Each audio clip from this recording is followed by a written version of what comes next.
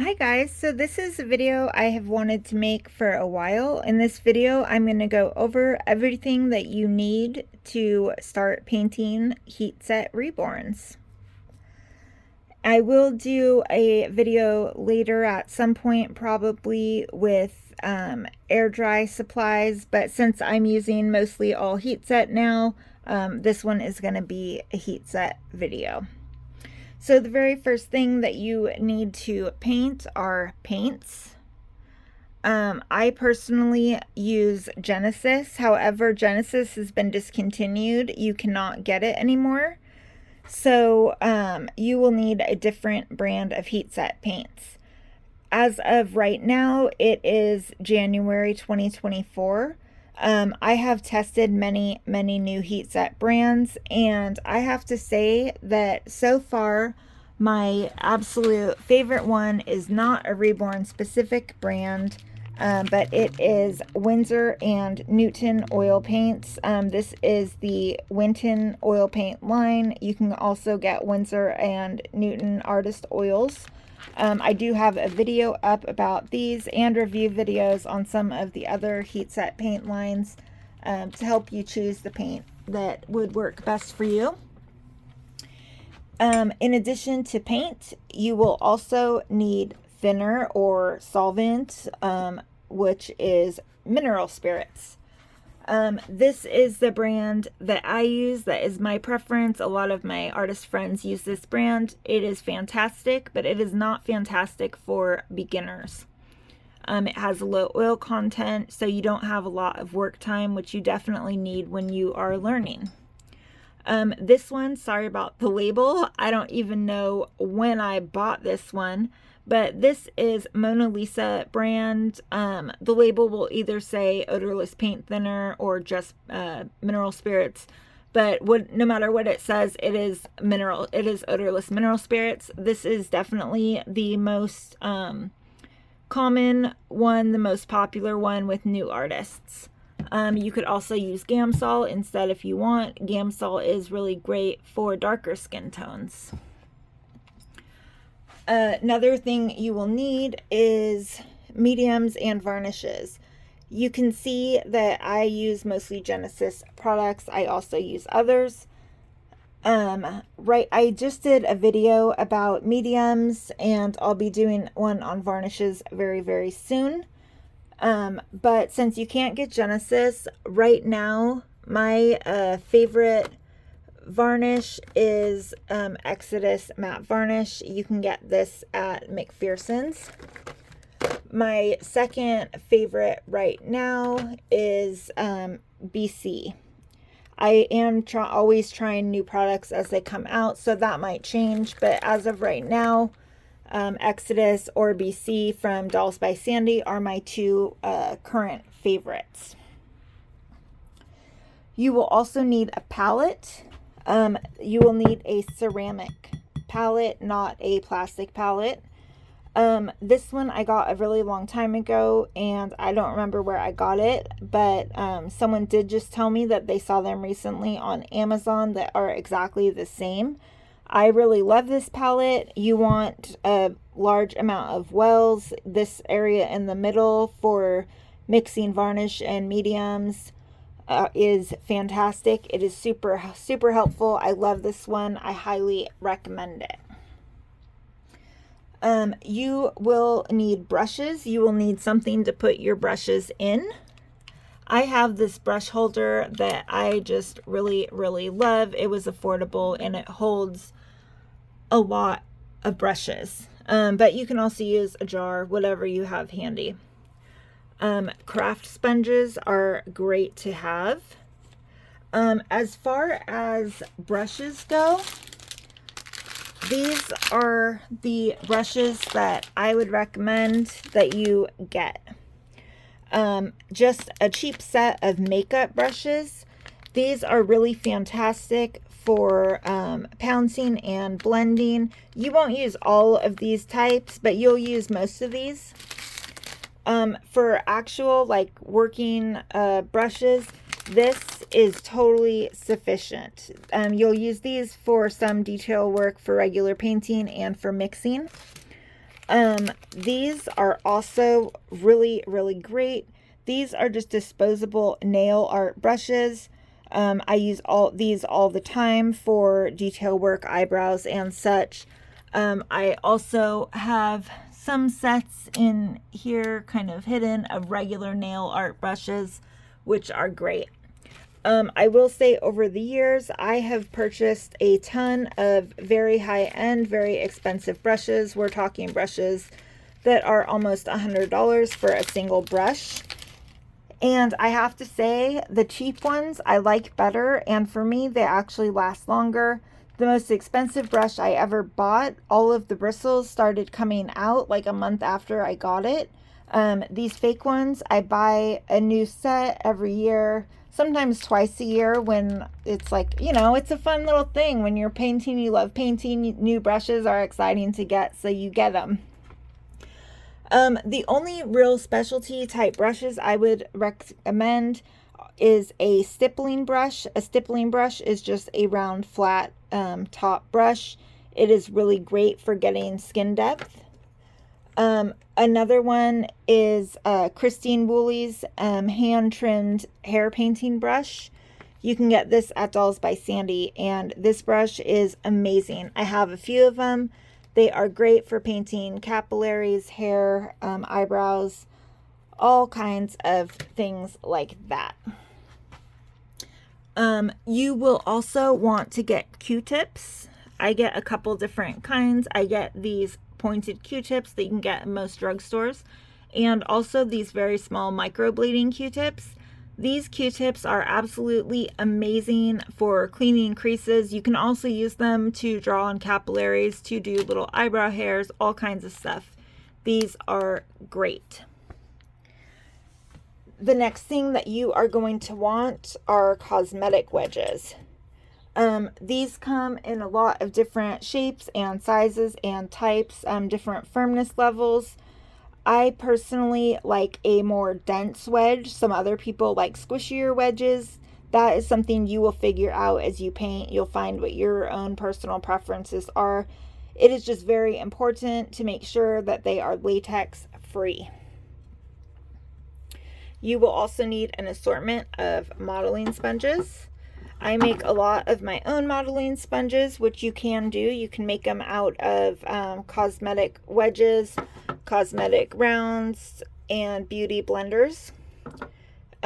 This set right here is one of my favorite sets. This particular set she actually doesn't make anymore, but I got this set from Desiree at a Small World Nursery. Her new sets are actually better. I have one on the way that I'm super excited about. But she makes these awesome sets, pre-made. They are fantastic. They sell out fairly quickly. I'll put her info along with all of the other stuff in the description. And if she is sold out, I think she told me she was out of stock. She's supposed to be back in stock later this week. But you can hit like a little notification to notify you when they're back in stock. And I would recommend to get them while you can, for sure. Let's see, some other little stuff that is nice to have are popsicle sticks. I just buy these craft popsicle sticks in large packs. They are really great for mixing, especially mixing varnishes. You will want just regular pointed toothpicks. These pipettes are very, very nice to have. Not a necessity, but they are definitely nice to have. You will also want tweezers. Another kind of nice to have thing are these little cups. These are just like dip cups that I get from Walmart or wherever. They're disposable. But I like using these sometimes if my well is full to mix things. These are very, very handy. All right, I think that covers actual like painting type supplies. Oh, one more thing. You need a drying rack. This drying rack I got somewhere, but they do, I don't remember where, but they do sell them on Amazon, eBay. They are just a bamboo like plate drying rack. you will use them like this. You'll paint your limbs, set them on there, and they will, you know, until you can stick them in the oven. The next thing that you are going to need are doll kits. You will probably think you need way more doll kits than you actually need. You know, over the years, you might actually acquire 200 doll kits or more. It is very, very important, joking aside, that you get authentic doll kits. You cannot get doll kits from Amazon, pretty much eBay anymore either. AliExpress, Temu, Shein, Walmart.com, any of those places, they do not sell authentic doll kits. It is actually illegal to buy counterfeit doll kits, which is what all of those places sell. Not only that, but if you start painting counterfeit doll kits, if you post them in any groups or anywhere, you will basically get blacklisted before you even get started. It is, you know, I've posted some videos about this. I'm not going to get into it right now. This is a supplies video.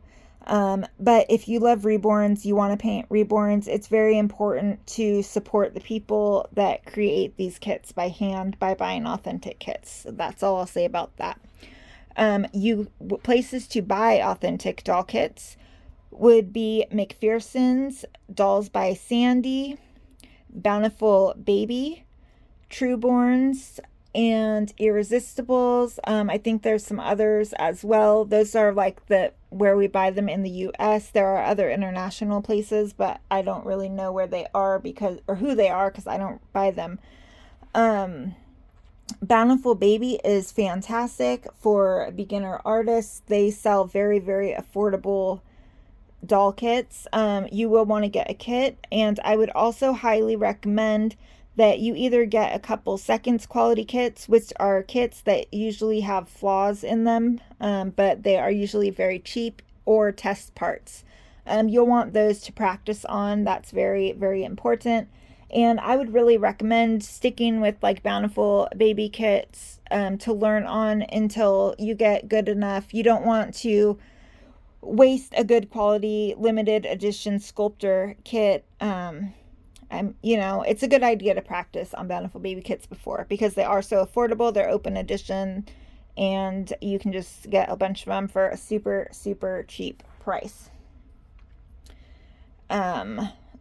So I think I just said all of the places that I know. Dolls by Sandy, Trueborns, McPherson's, Irresistibles, and Bountiful Baby. If I think of any others, I will put them in the description.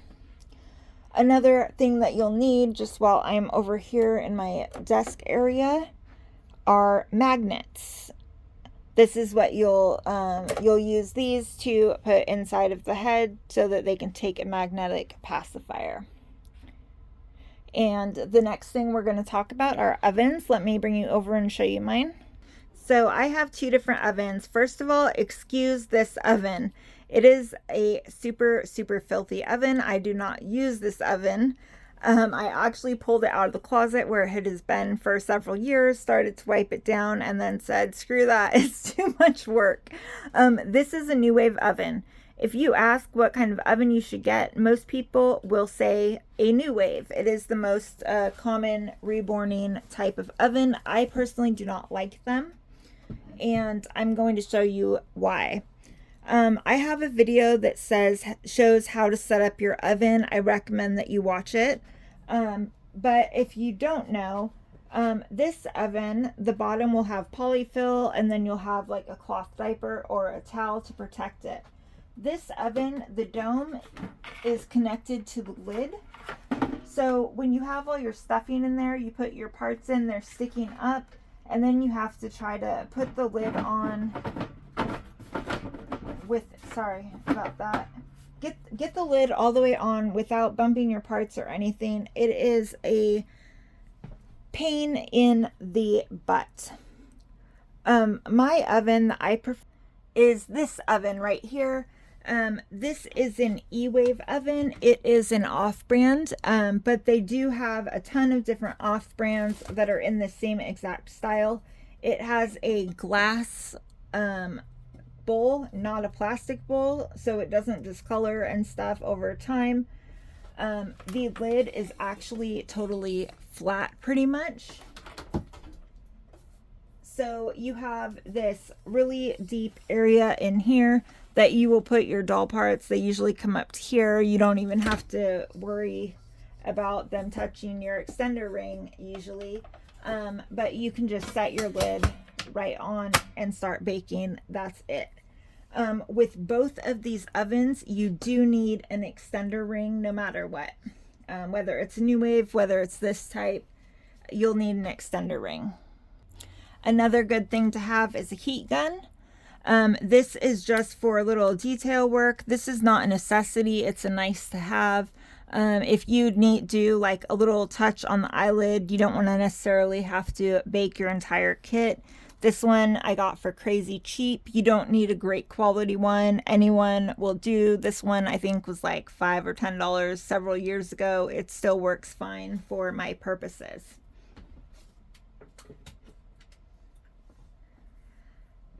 You will also probably need bodies. If you buy one of the limited edition kits from Bountiful, not from Bountiful Baby, from one of the other Reborn supply companies, most of them do come with bodies. The kits at Bountiful Baby do not come with bodies, so you will need to purchase bodies separately. Under each kit, it does have the information for what type of body you need to purchase, what size and style. To go with those bodies, you might need zip ties. Some of the bodies that some of the regular Reborn supply companies sell, they come with a different type of zip tie. They come with these large square zip ties. Customers don't like them. We don't like them, but they still include them. So it is really great to upgrade to this much smaller one. It slips right in here and is hidden, and you don't feel a big bump if you're touching the body. These ones I just get on eBay. They're like, I think $12 for 50 or 100 or something like that, but I just buy them in bulk. And those I buy, I don't know, a couple times a year probably. You will also need to get knee-high stockings. These I get on Amazon usually. I just get these big like 12 packs. These are what you will put glass beads or baby fat pellets in and tie them up and put them in the body.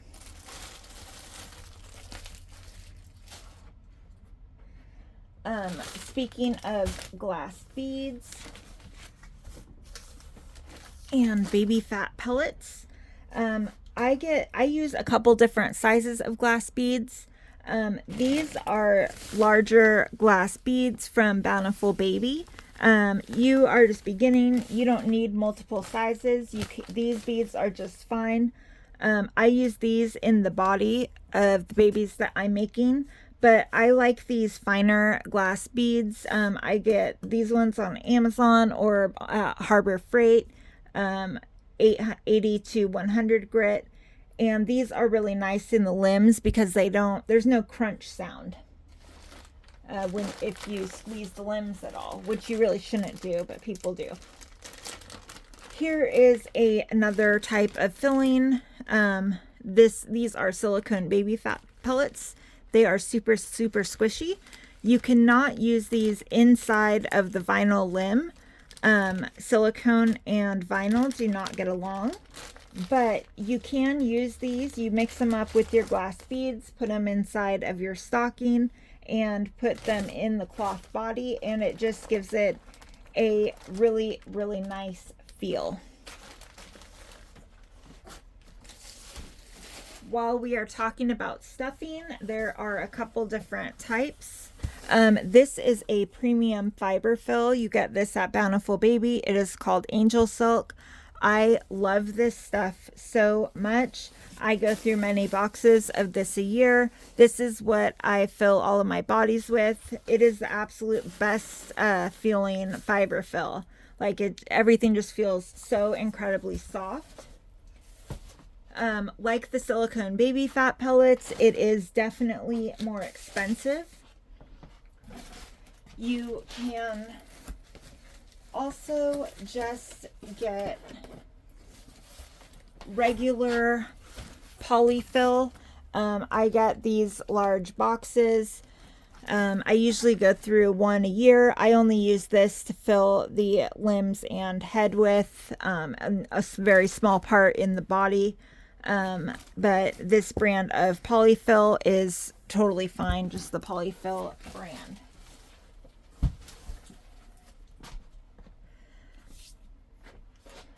If you are doing an open eye baby, you will want to get eyes. You can get eyes at Ico. They have very decent quality polyglass eyes.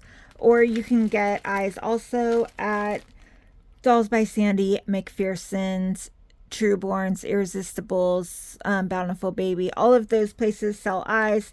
Eyes vary based on quality from like $6 to hundreds of dollars, depending on the material and quality. For limbs, there are a couple of different options. These right here, this is a plug and this is a ring.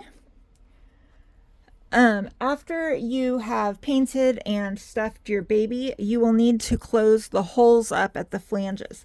This obviously is the wrong size. It doesn't fit. But if this was the right size, you would put this in just like this and it would plug that hole all the way. I personally don't use these. I just get these rolls of moleskin. I cut out the shape that I want and I just stick it right on the opening and cover it that way. Rings are for easy turning.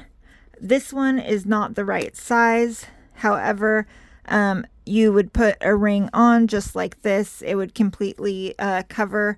The cloth body would go on here so it can't come out, but it turns really easy.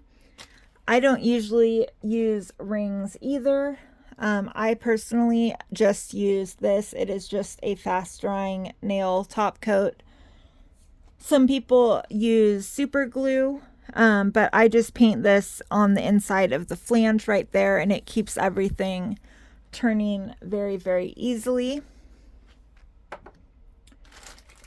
If you want, I should have said this when I was talking about filling and stuffing, but I just realized because I just saw it right here. If you want a heavier baby, you can also get these. These are coated, basically BBs.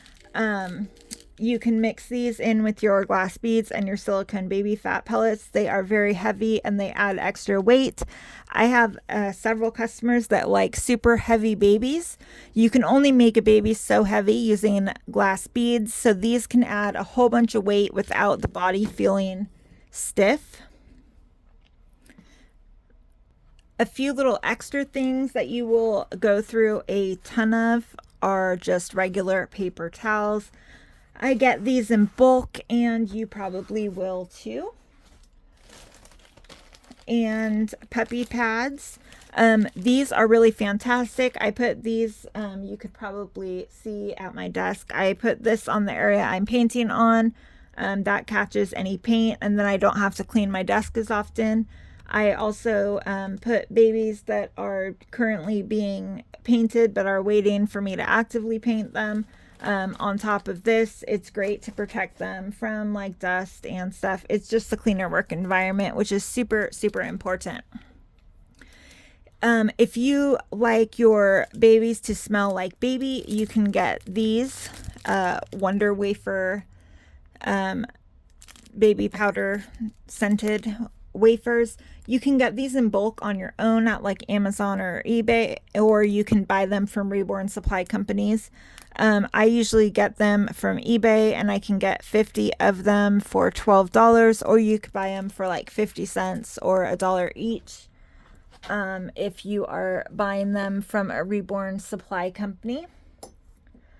There are also other brands of like oils and sprays that you can use instead. It is really important, if you're just making a baby for yourself, scent it how you want. If you are selling a baby, you want to make sure that you know if your customer has any sort of sensitivities to scents. Some customers don't like these, so I don't always use them. I ask if they want them, I'll use them. The next thing that you will need to decide is what you're doing with hair. If you are rooting hair, then you need to buy hair. You will also need to get needles, rooting needles.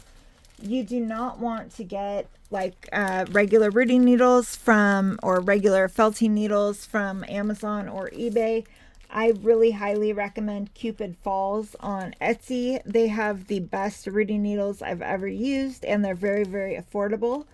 If you cannot order there for some reason, if you're in a different country that they don't ship to, you can also get Heavenly Illusions needles, which are my second favorite. If I couldn't get these anymore, I would get Heavenly Illusions. And I have like a rooting supplies video. You can go over that, which has a lot of rooting supplies.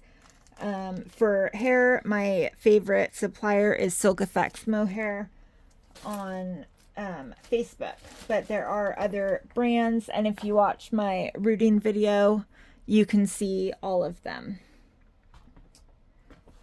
One more thing that we did not talk about that is very important is lighting. I have this light currently over my desk. I really love this lamp. It clamps onto my desk so I can move it. I can swing the arm, I can adjust it. Mine also has a phone holder, multiple phone holders for me, because this is where I film most of my painting tutorials. But you want to definitely get a ring light if you can, a large good one. This one has a lot of lumens, and it has different color lighting settings. You also really want to make sure that your overhead lighting, that you are using daylight bulbs. I cannot even stress enough how important lighting is. It can really mess you up if you are painting in the wrong lighting. I will tell you that much. Ideally, you want your workspace to be in a room where there is a window, some natural light. If you are painting at nighttime in a basement, something like that, your painting in normal lighting can look 100% different. So you really want to make sure that you invest in good lighting. The only other thing that I can think of that you might want are gloves. When I first started painting, I used gloves every single time I painted. Now I pretty much never use gloves. I think it is a lot more important when you're painting with air dry, because you can't have any oil.